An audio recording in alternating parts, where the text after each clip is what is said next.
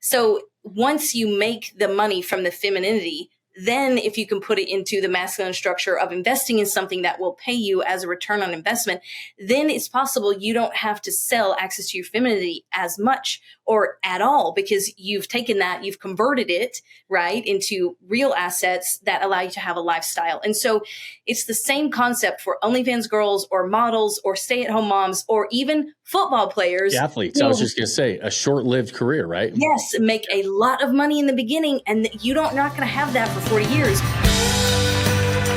Hi, I'm Wyatt. And I'm Grace. And you're listening to Our Dad and your host of the Vacation Rental Revolution podcast. What's up, guys? Welcome back to another episode of the Vacation Rental Revolution podcast. I'm your host, Shawn Moore, and we're back with our Experts Corner. You guys know every Friday we bring in experts across the industry when it comes to real estate investing, short-term rental investing specifically. And today I've got the pleasure of talking to Miss Bridget Brick. She's the CEO and founder of Brick by Brick Capital. She is very much an expert in DSCR loans and a specialist and really navigating this world. Obviously, as investors in short-term rentals or any sort of real estate investment, financing is a key component to our success as real estate investors. So I'm super excited about this conversation today, Bridget. And so thank you so much for joining us on the Vacation Rental Revolution podcast. Thank you for having me. Absolutely. So I always like to start with the backstory, the background, where you came from, where you navigated, and how you got into what you're doing today, becoming really not only an investor in this space, but really a very specific expert when it comes to helping people navigate and leverage the financing aspects, specifically with DSCR loans. And we'll dive into the tactical aspects of it. But let's start with the background. What got you interested in this, and how'd you navigate into this world originally? Sure. So interestingly, I was placed in this world at university. I worked for a lender, a mortgage company, where we would use the green and white AS400 sheets and just smile and dial as a telemarketing job to sell people who were in an adjustable rate mortgage to take a fixed rate mortgage. So I did that for 3 years. I was the manager for the last 6 months. And that really catapulted me in my career once I graduated. Now, interestingly, I took a pivot. I went into pharmaceutical sales. I didn't last long at all, not even a year. I hated it so bad, but that's a story for another time. And then I found myself in the tech world. And so I worked in the tech industry, mostly in market launches for different tech companies. And my last project was with the New Zealand Trade and Enterprise Office, where I authored a playbook to launch 3 of their companies into our North American market inside the office of a North American tech company that they bought. Now, what's interesting is with a foreign entity or a foreign company, they let me keep the authorship and the copyright to the playbook. So I then launched my own tech consulting agency where I was a COO on demand for tech companies, helping them scale. So I come in and put operations in place to allow them to get to their 2 to 3x year over year growth that would set them on the path for success. In the last company I did this for, I took them from 230 up to number 6 in a seed round. And that was when 2020 was starting. And so as we're getting into 2020, I'm also having a spiritual awakening. And I'm looking back on my, decade-long career in the tech industry and my consulting agency now and all of my clients. And I realized I was really good at what I did, but I didn't like it. And I felt like a heart space disconnect because at the end of the day, I was helping the founders. And if the founders were successful, it was helping the founders and a few of their investors line their pockets, with multiple millions. And I just thought, man, I really want to be in it with the everyday American. Like, I wonder what I could do to contribute to the everyday American. And so then I just kind of threw my hands up and said, all right, I'm just going to take a step back and see where I land. So for the second half of 2020, I didn't do anything but travel with my friends. Now, the context is we all lived in Southern California at the time, and it was closed. It was a horrible place to be. You couldn't go outside. You couldn't walk in a lobby without a mask. It was crazy, and it was not in alignment with being a human, I felt like. So we just kept wanting to leave. The last group trip we took together was to Miami. And in this group, there was a broker who did this type of loans, who had a brokerage. And I asked them what they were doing. They said they were so busy, they needed to scale. I said, well, that's what I do for a living. I scale companies. Let me come in and do this for you guys. And so I worked with them for about a year and eventually moved over to the closing loans side because I realized how excited this made me to wake up every day. Now, how this pivoted into my own is that I went to a conference and I met an investor who had a specific loan product need. And it turns out the brokerage I was with did not service that type of loan. They didn't have any capital partners that could fund those loans. So being the entrepreneur that I am, because this is my fifth business at this point, I was looking around in the market saying, okay, there's a need for this. And I literally have a huge client base. Not only did he invest in his own, but he had a huge mentorship program. Every quarter they would buy handfuls of houses and do the BRRRR strategy where they needed to cash out refi. So if I could find a capital partner, I could win this business and really have the foundation for my own brokerage. And it took probably 3 to 4 months of just researching and asking and going and networking to find the capital partner that we ended up using. And so that is how I arrived at having my own brokerage. Is I saw the need in the market. I went and found what was needed. And so that's the basis of what we do. Is we look at all of the DSCR loan needs across the board, from needing to purchase Section 8 to BRRRR cash out refis with no seasoning to purchasing STRs with no historical revenue. And we're able to service all of those things. And so that is how I ended up here. I started in college, then took a decade-long pivot, then I did a project for another brokerage, and then I just listened to the market needs, essentially. I love it. And that's why I love to start with the backstory, just that entrepreneurial journey of saying, okay, here's a problem in the market. I'm going to go figure out how to solve it. You figure out where you're going to go and how you're going to navigate that. And all of a sudden, brick by brick capital is formed, and you're now, on the road. So you mentioned Southern California. You mentioned you visited Miami. Did you end up, it sounds like you ended up moving there as well, right? You like the weather a little bit better, maybe? So it's shocking coming from Southern California to Miami in the year 2020. It's like we were living in two different universes. Right. And so when my group of friends went, it was for a week-long birthday. It was just, we're celebrating a birthday. We ended up staying, half of us stayed 3 weeks, and the wheels started turning of, oh, maybe we should move here. And I think 3 or 4 of us ended up, was it 3? I think 3 of us moved to Miami in this little social group that I was in. And I love the community there. It felt like sort of, I was in a JV city and now I'm in a varsity city. And so, I found Miami very intriguing. Now you have to be careful what you participate in, because Miami's also has the reputation of models and bottles. And so what's interesting though is the Pandexit is what shifted the energy into more business people, more conferences. Right. And so as I moved there, I saw that and sort of in that crowd in Miami. Right. That's awesome. Well, it sounds like one, and a new beginning, right? New business, new home base, everything else, and feeling like, okay, now I don't have all these restrictions. Nobody's telling me what to do here. We can actually go do our thing. And like you said, you got to be careful what you go do, because there's a lot of roads that you can get a little bit in trouble. It's a little bit of a party town, right? The positive is that you're waking up on East Coast time. In California, we were always waking up behind. We would always be a half a day behind. And so now we're able to get into exactly what we need as soon as everybody opens in the morning. Right. So I love that part of it too. Love it. So we start into this world, and the niche is specifically, it sounds like, the DSCR world, right? And so explain to the listener who doesn't know what a DSCR loan is, what that means. It's a debt service coverage ratio loan, which means does the income service the debt? And with these loans, it only takes 3 things to qualify. First is your FICO score. It's best if you have a 680 or higher. You have more opportunity for more program opportunities, I should say, or choices. The second is your liquidity. You will need at least 20% down payment, and you need to show that you have 6 months reserves, but that part is not escrowed. And then the third thing, and this is the most important, is the income qualification portion of the loan. We're not looking at a person or an individual's income. We're looking at the rental income that the property makes. And that's how we're underwriting the loan. So again, that's where that debt service comes in, is does the rental income service the debt, or the PITIA, principal, interest, taxes, insurance, and association fees on the loan. Now, the benefits of this is if you close in an entity, these loans do not show up on your personal credit report. So they're not counting against your personal debt to income. So you're able to still go out and live your personal life the way you had planned to if you need to buy a car next month, or if you wanted to buy a second vacation home, or whatever you have going on in your personal life.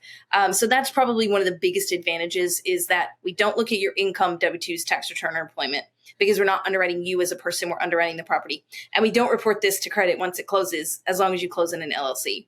Yeah. And it's, I know that for like a lot of entrepreneurs, a lot of income earners, that like entrepreneurs, specifically business owners, they write off a lot of stuff. They make, they've got some capital, but they don't necessarily show a huge tax return at the end of the day. And so they have these options to go out and leverage these types of loans.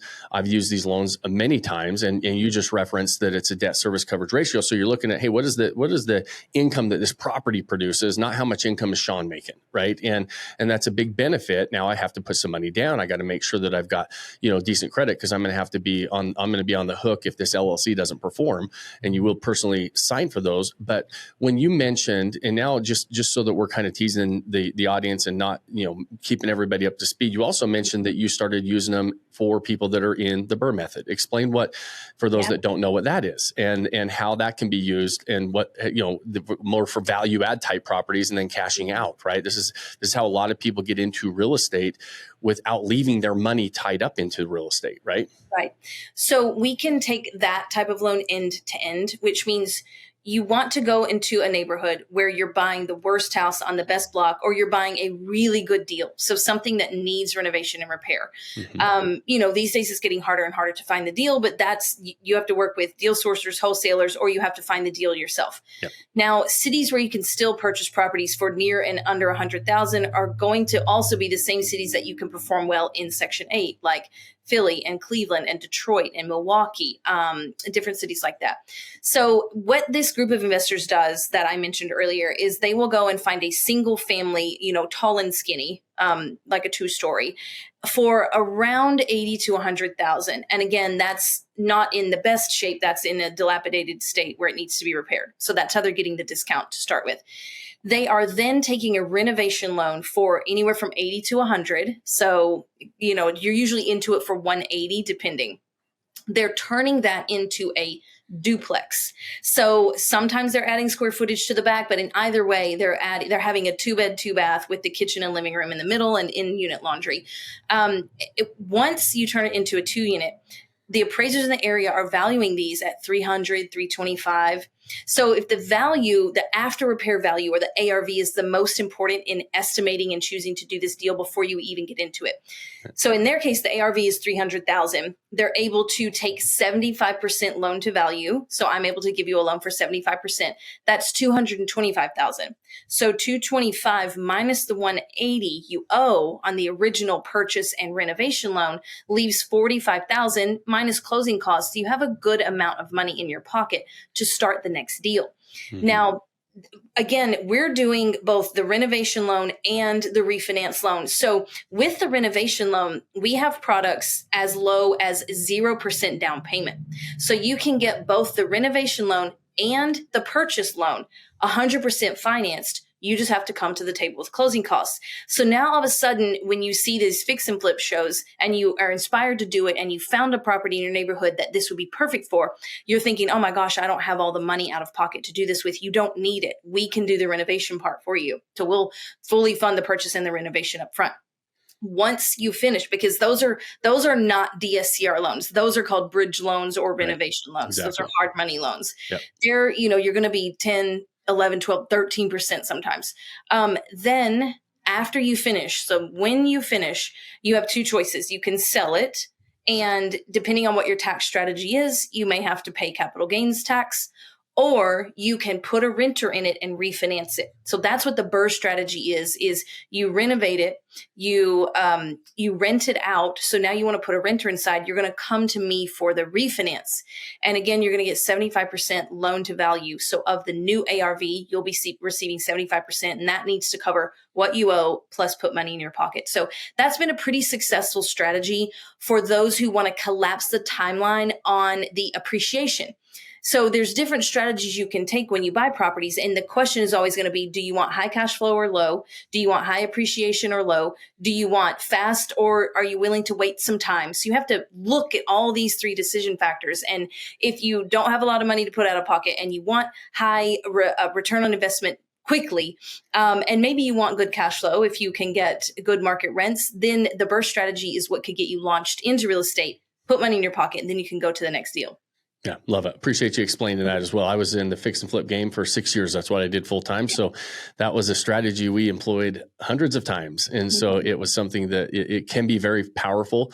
A lot of our listeners, myself included, we're looking at a lot of that slower money, right? There's fast, medium, and slow money depending on your strategy in real estate. And we're looking at long-term type investments, but it's sometimes really beneficial. And you mentioned kind of those lower income type of areas where you can pick up assets for under 100,000.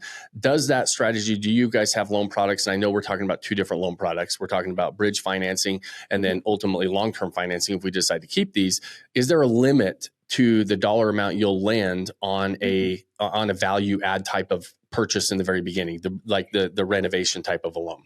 So renovation loans, it needs to be a renovation plus a purchase price of 100,000. Okay. We'd have to get an exception. Right now, we've got one on the table for 85 that we're trying to get approved.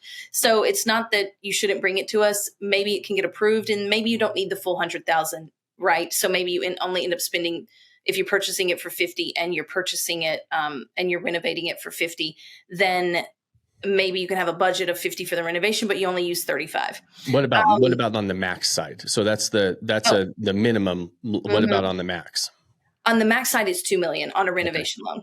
Yeah. So what could work in some of these destination markets, vacation home markets that we look at and we typically invest in, as long as the value's there, right? You guys are looking at, you're looking at the deal across the board and saying, hey, because these types of loans, you're not looking at me as my ability to pay a lot of it back. You're saying, hey, listen, is the asset worth it? So if Shawn doesn't pay it back, we're in a good position.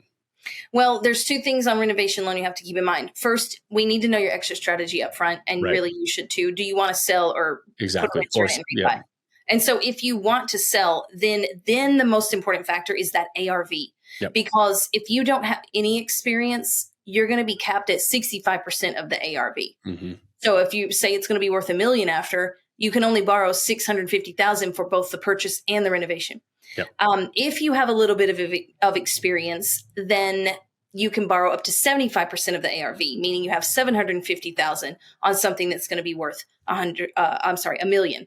But then if your strategy is to put a renter in it, sure, you could do that with $1 million property, but are you going to be able to capture enough rents to cover a $750,000 mortgage, right? Or in STR projections, right? So these are all things you have to keep in mind before you make that purchase. Yeah, love it. Love it. Appreciate you. So we talked about kind of the actual product and understanding the product.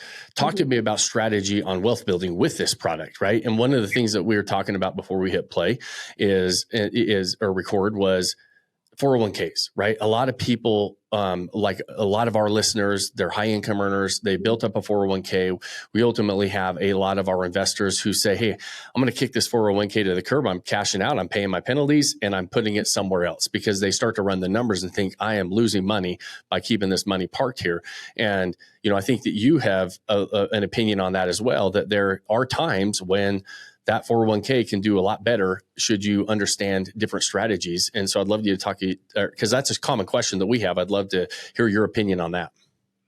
When you're in a 401k, you don't exactly have active ability to affect or change where that goes. Right. So when you're choosing to do something like a 401k, you're taking a passive route to your own financial future, your retirement, and what happens.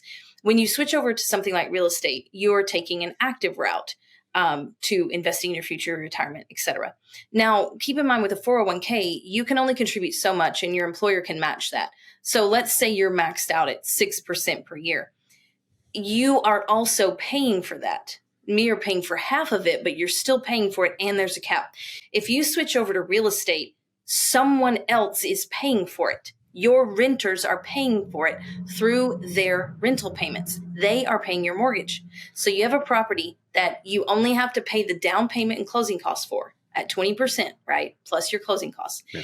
And no, you are not monthly contributing to that. Someone else is paying for that for you, and that's perpetuating for 30 years until it's paid for. So you see the difference between active and passive is you're taking now an active route that you don't have to participate in as much, and it's having much higher return at the end of that loan. Now, another thing to keep in mind as a retirement strategy, say you do this and you hold your loan for 30 years. At the end of 30 years, you have a couple options. You can sell it, you can keep it, or you can refinance it and pull all of that equity out tax-free. Yeah. Why tax-free? Because it's in the form of a loan. So now you can really live on that money for retirement. You can keep these properties in a trust. You can pass them down to your children or whoever you want to pass it down to. And you're avoiding the tax penalty because you're not paying the death tax because you didn't sell them before you passed away. So it's important to look at that whole, again, short-term, middle-term, long-term strategy. What are we going to do at the end? And you can still have that huge lump sum without having to get rid of those assets. And again, as long as the rent amount covers the mortgage, then the mortgages are paid for and you've got this huge lump sum in your pocket. Yeah, tax-free. Right. And that's a pretty fun thing. And that's where really understanding the strategies within real estate and the different asset classes that you're considering in real estate, because somebody will say, well, why would anybody pick the long-term strategy, Shawn? You're telling me that your properties are making, I'm looking at a 4 to 5% cash on cash return typically when I'm searching for properties, but it's because of that internal rate of return, that long-term return that I'm getting that starts to compound, because I might have a 4% cash on cash return. And somebody's like, I could throw my money in the stock market and get better than that. My 401k is making me 8 or 9%, right? I'm saying, but you're capped at 8 or 9%. That 4% property that I have on the cash flow side is also a property, a $500,000 property that I put 20% down on. I put $100,000 into it and it's going up 5% a year. And so I'm making 25% a year, compounding year over year. So I'm getting a 25% clip there. I'm getting a 4% clip on cash flow.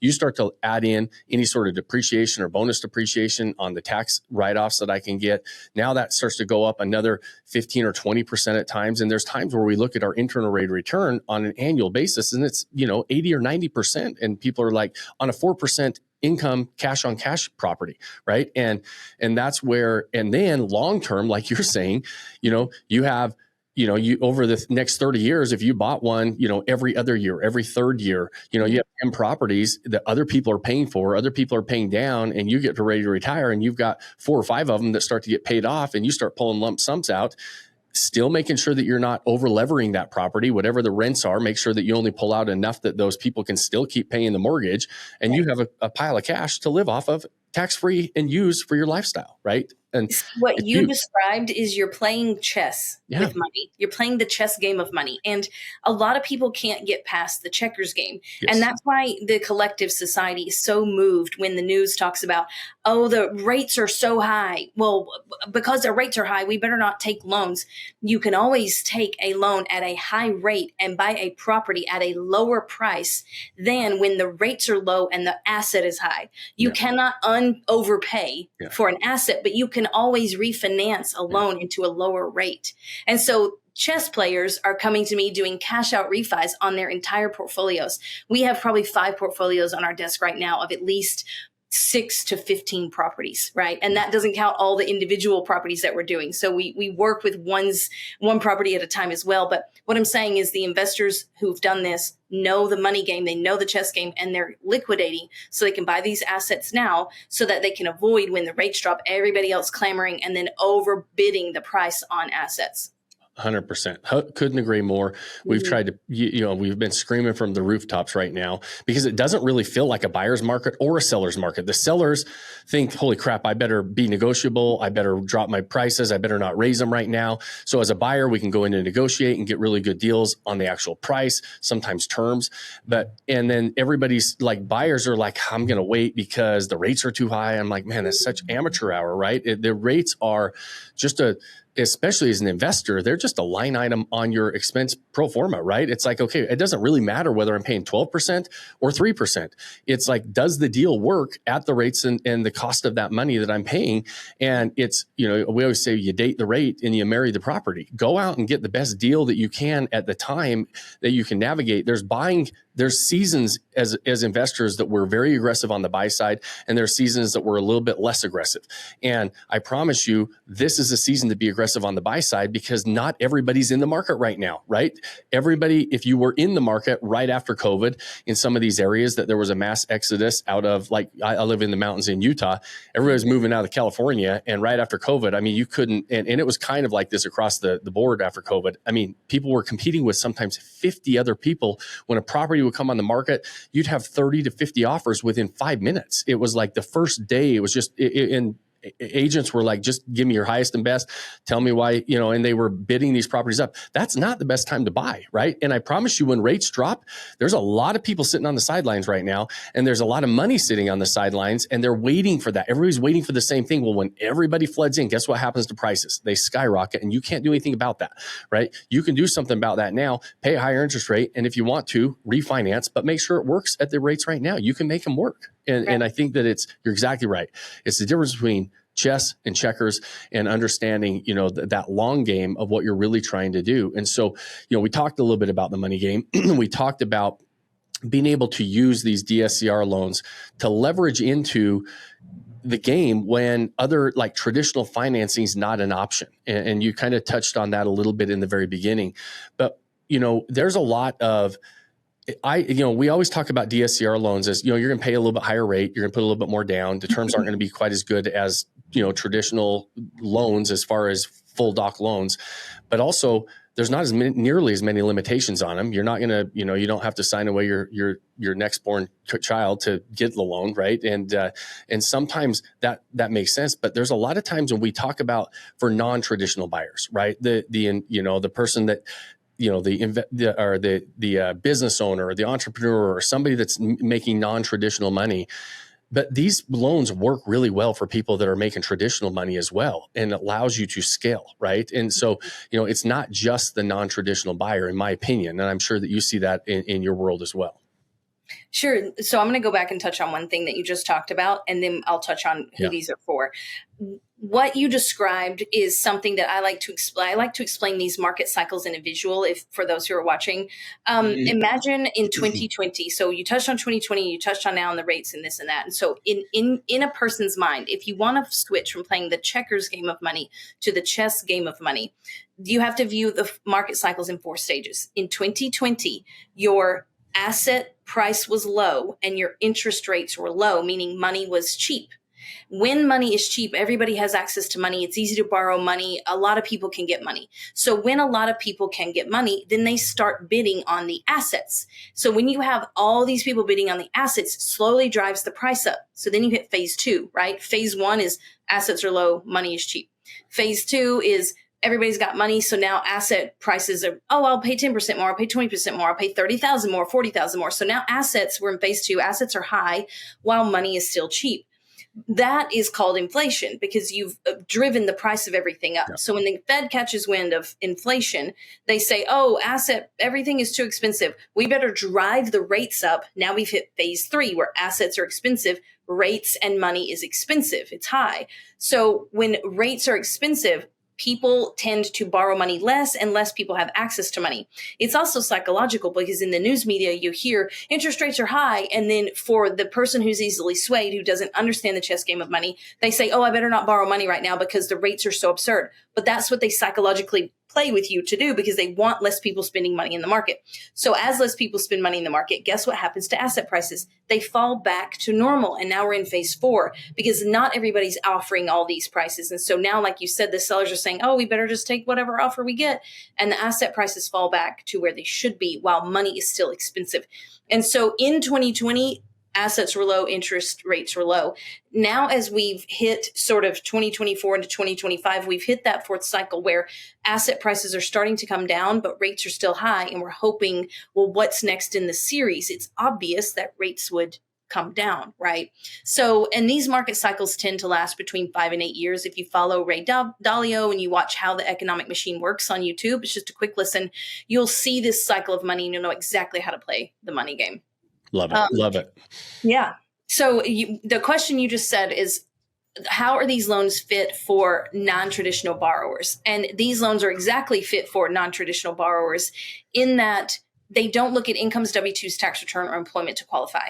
So say you're an entrepreneur with a lot of tax write-offs and you don't show a lot of income. Or say you're a woman and your primary role has been to be a stay-at-home mom, or whatever the case is, you've quit your job and you're staying home with the children, but you say you have liquidity and you want to invest in real estate. You'd be the perfect candidate because we're not looking at, do you have a job? What's your annual income? What were your tax returns? We're only looking at the money that the properties make. Now, I'm going to give a really great story about a single mom and how our loans literally saved her life. So she was left, a divorce happened, blindsided her out of nowhere, and she was left with about a $250,000 settlement and 2 little kids. And any mom knows, especially in this economy, $250,000 might last 3 or 4 years. And then what are you going to do? And this is a woman who had no working history because she had been staying home with the children. So what she did is she found portfolios of 3 properties. So she did this twice. Of properties in Cleveland, and bundled together, they were the whole portfolio was probably 180. And so that gave her a down payment of 20%. So she was able to borrow 80% from us. So now she's only paying 20% of 180, which is $36,000 plus closing costs. And she was able to get into properties that cash flow each $1,000 a month. So she was able to purchase $36,000 salary from her $36,000 down payment. She thought, I better do this again. So she did 3 more. And now she's got a $6,000 monthly income for what was from that $250,000 settlement. So she was able to essentially buy herself some cash flow income from these rental properties because the purchase price is so low. Now, again, these are Section 8 rentals. And while Section 8 guarantees your income, it is a good stretch over the mortgages when the mortgages are that low.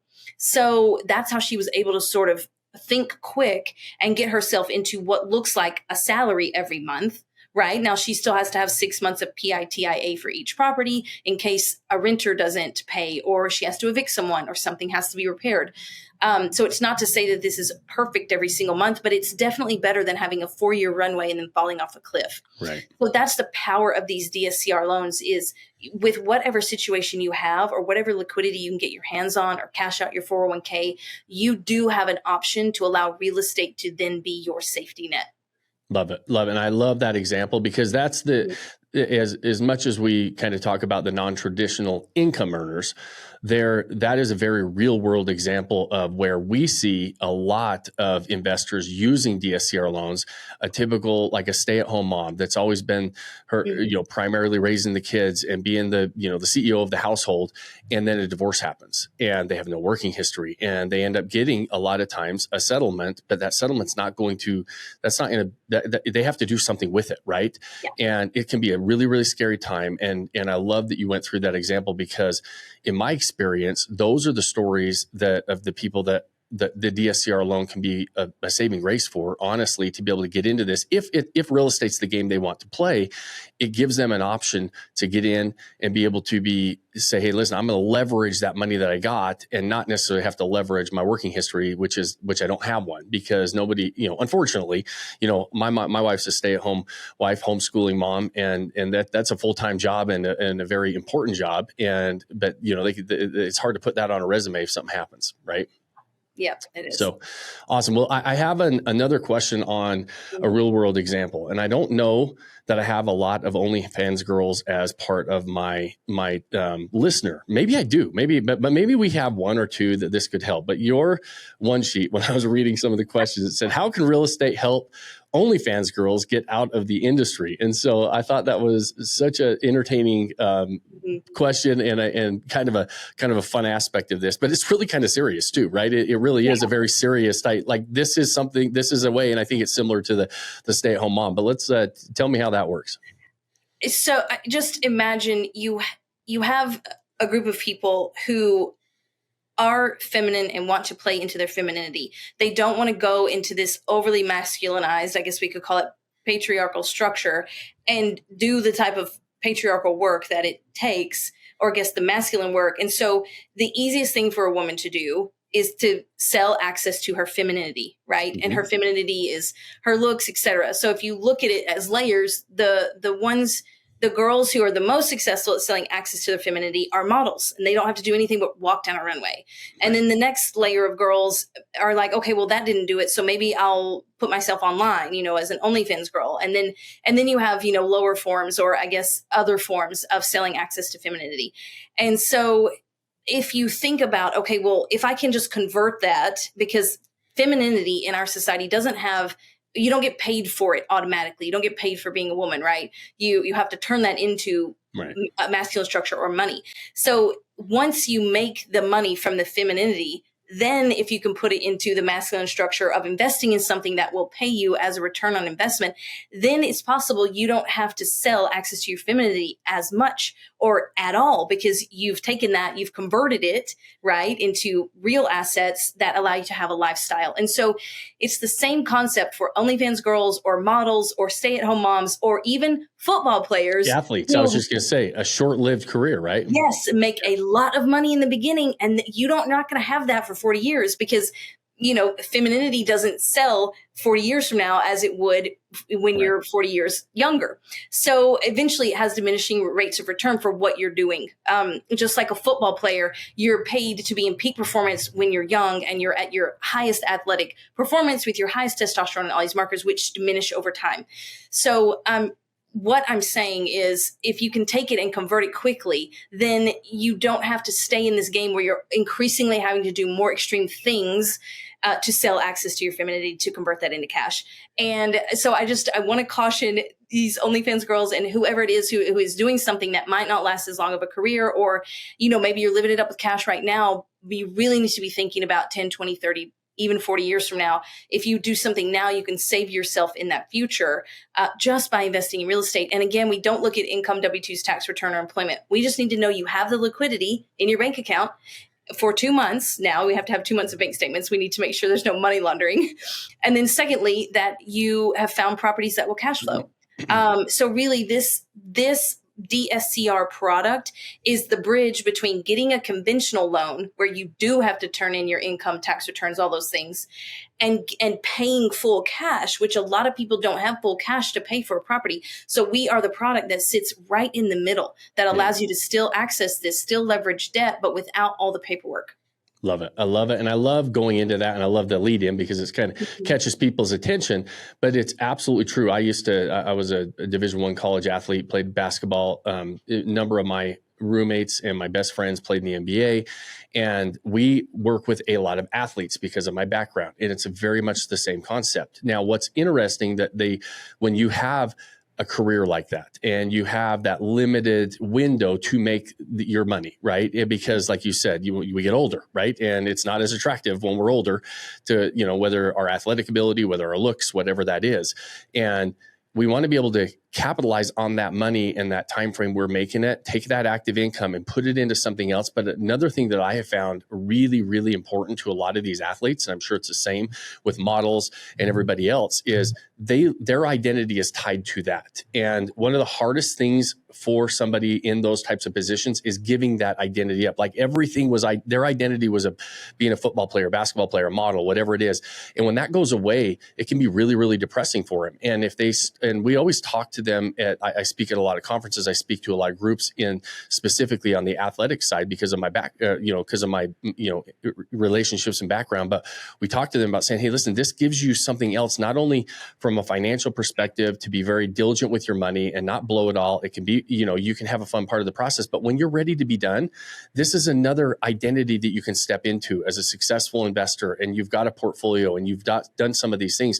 And so I think from that aspect, it's really, really important for people people in those positions to think about that as well, because at some point you're going to, it's hard to say, man, I just can't run as fast. I can't, I don't look the same way I did 20 years ago or, 10 years ago even. And so not only from the financial aspect of being able to say, hey, I'm going to be okay. I've been taking my active income and making sure that I'm going to capitalize on it and maximize it for the long term, but also from an identity standpoint, to have something to step back into.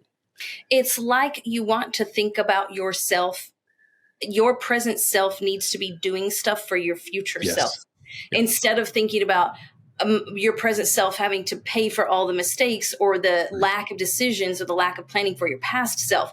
So the question is, in your present moment that you're always in, because we always only have the present, are you having to cover for your past self, or are you planning to and setting yourself up to cover for your future self? And so you got to ask yourself the question of, if I'm the butler of my life, who am I being the butler for? Am I setting my future self up? And so sometimes you have to make those decisions that in the present don't feel good, right? The impulse versus the reward. So are you going to be impulsive and eat the chocolate cake, or do you want the reward of allowing that only maybe once a week, right? So do you want the impulse of, I want to go have a big chain in a car and this and that right now and spend money and all these clubs and all these trips, or do I want to set myself up later where I can just have a nice, comfortable, easy life? Yeah, I love it. And it's playing chess, right? You mentioned chess and checkers earlier. It's like, but also when you are playing chess and you have those bad days and you're like, even in this goes to the person who just has, a job that they maybe don't like. Life feels mundane. It feels like Groundhog Day every day. When you're playing chess, and you're saying, I'm playing for the future, I'm building a bigger future. A lot of times, just mentally, it's easier to get through. It's not mundane anymore. You're saying, I'm building something bigger. I'm building something better, right? The future looks bright, as Patrick Bet-David, who's I'm a big fan of, he always says, right? The future looks bright, and he's down in your neighborhood now. He likes that South Florida weather, at least not this week, but most of the time. But and if you are you're playing chess instead of checkers, and you're building that future and you're looking forward, that growth is there, and it helps get through, because there's always going to be bad days. Motivation fades. And when you're playing the long game, it's much easier. And this goes from, those people that have that short-term cash that's going to ultimately go away, but also that person that is in a job that they maybe don't like, or is living a life that maybe they're, not that excited about anymore. It's getting mundane. Well, pick something in the future that you start building toward. And that's where we love about, building that life that we don't want to take a vacation from. That's what I always say. And that's kind of our slogan. And it's the whole mantra is do something today to start doing that. And it's playing chess instead of checkers. Yep. And it's really important for men and masculine energy to have a bullseye that they're always pointed towards, a target that you're always, every day you wake up focused on that target. Yeah.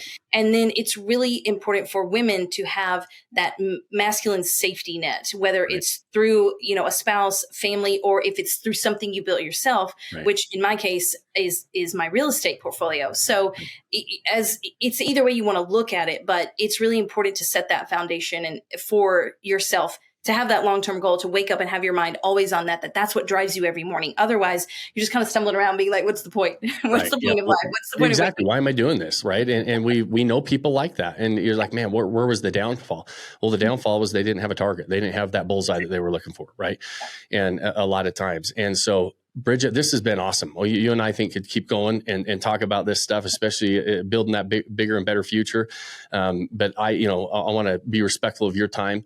And at the end of every episode, one of the last question I always ask all my guests is, if you could go back to your younger self, all the things that you've learned, you had a big life change, 4 or 5 years ago now. And, but going back to some of the things you've learned and navigated along the way, and somebody listening to this that you're a few steps ahead of, what advice would you have given your younger self that would be helpful for that person listening?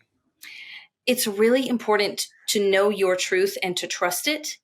And with that, it's really important to have your boundaries. So I was young and naive and allowed myself to be handed a truth that wasn't mine, that I embodied, and where I started to make decisions that weren't really in alignment, which is really interesting. If you look at my career, that's exactly what happened. In college, I was very set and I was in this industry. I was doing loans. I had invested in a real estate purchasing course. And then I allowed a truth to be handed to me by my then husband that really veered me off track. And I didn't have my boundaries saying, no, this is who I am, right? So I just allowed my boundaries to be rolled over. And it wasn't until probably 10 years into that I realized, wow, I've really lost myself and my truth. And after I left that marriage, it took a while. I mean, I'm talking about years, maybe first year spiral, second year standing there like in the middle on a lily pad, and the third year really coming back into my own. So it's important to not lose yourself, your truth, and allow your boundaries to be rolled over. So really, you need to have hard boundaries and not allow anyone to cross them. Another example is the brokerage I worked for. One of the owners began behaving sort of in a snarky way and maybe some other things towards me, which also pushed me to want to find an exit. And I asked myself, why am I accepting this behavior from my work colleagues and the owner if I wouldn't accept it from romantic relationships, from family, from friends? And I thought, well, if this is my source of income and I don't want to lose that, then I need to create another source of income. I need to create my own brokerage here so I can choose an exit. So have your boundaries and then stay in them, even if it's making tough decisions. Love it. Love it. No. And being okay saying no, right? And once you have those boundaries, just saying, hey, listen, this is my North Star. This is what's acceptable. This is what's not acceptable. Mm-hmm. And look what it led to you for you, right? And, if you didn't have those boundaries, maybe you're still in some of those types of relationships and in those situations instead of, continuing to grow and continue to build that bigger and better future just by really understanding those boundaries. And the sooner we understand that, I mean, it's funny, the older and older we get, the more we are okay with our boundaries. But when we're young, and that's why I love when you say, we want to please everybody. We want to fit and make sure that everybody's okay. And, we naturally don't want to, rock the apple cart too much.